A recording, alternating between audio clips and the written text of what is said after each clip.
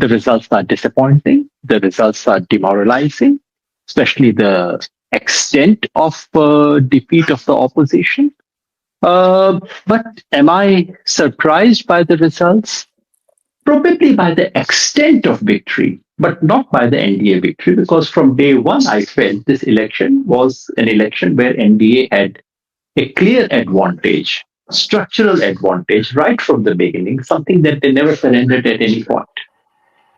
What do you mean by that? Because let me just club one thing with you, which perhaps you did not anticipate from day one, and that was the turnout.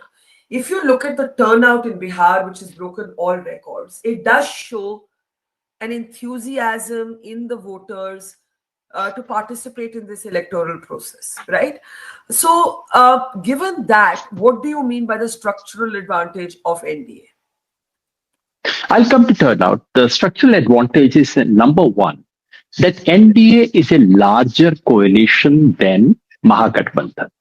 The BJP must be given credit for the fact that they have managed to stitch and managed to hold together, despite all kinds of difficulties, a coalition which is simply a larger coalition.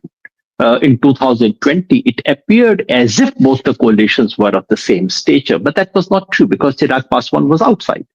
Once you account for his inclusion, then NDA is always sort of at least 5% bigger than the MGP. In the Lok Sabha, their advantage was 8%. Now it looks like a 10-point advantage. That's the first thing. Number two, the NDA has a larger social base to draw upon compared to Mahagathbandhan. Mahagathbandhan's pool is at the most 40%, 32% Yadavs and Muslims, and 8% auxiliary smaller communities.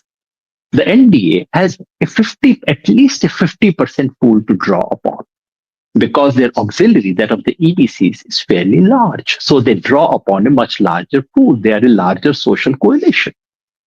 Number three, over the years, and not just in this election, NDA, specifically Nitish Kumar, has very successfully, very deftly cultivated, targeted, and secured the support from women, which can neutralize almost anything else.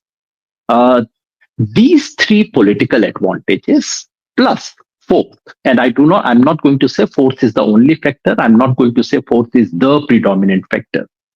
But the fourth is systemic support, which is administrative structure, the entire governmental system, money, media, and unfortunately, the election commission.